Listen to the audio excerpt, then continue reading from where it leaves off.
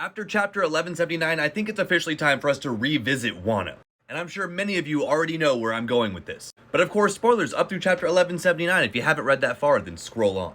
So King is actually not the character I'd like to talk about today. No, we need to talk about Nico Robin. Or more importantly, the demon child Nico Robin. Robin's Demonio Floor technique is not spoken about enough. This was absolutely crazy, and we've seen nothing like it since, well, until this most recent chapter.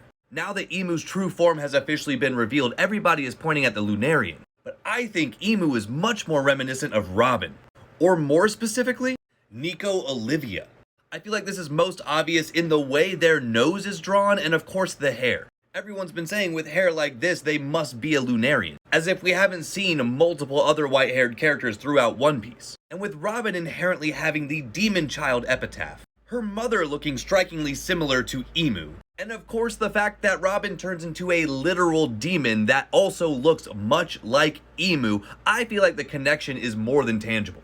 And another thing I've seen pointed out in the One Piece community over these last couple days is the fact that the same shading they tend to do with Shanks' hair is the skin tone that we're getting for Imu. Of course, many of us are assuming that Imu is just a tan-skinned person.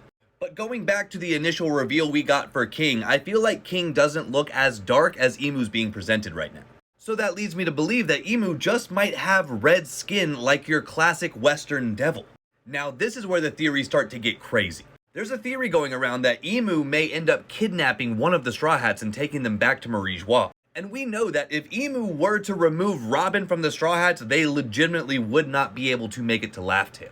And obviously Robin has been one of the most wanted people from the government for her entire life. But what if this is all just one big red herring? Because we've already had our Robin rescue arc. I think if Imu is going to take a Straw Hat, it's going to be Nami. If you don't remember, Nami was not born in Cocoa Village. She was born in a place called the Oikot Kingdom. That is where Bellamere found her while Bellamere was still serving as a marine. When Nojiko came up to Bellamere holding Nami, Bellamere was able to get the strength to get these two children off the island and back to Cocoa Village. But what was actually going on this island?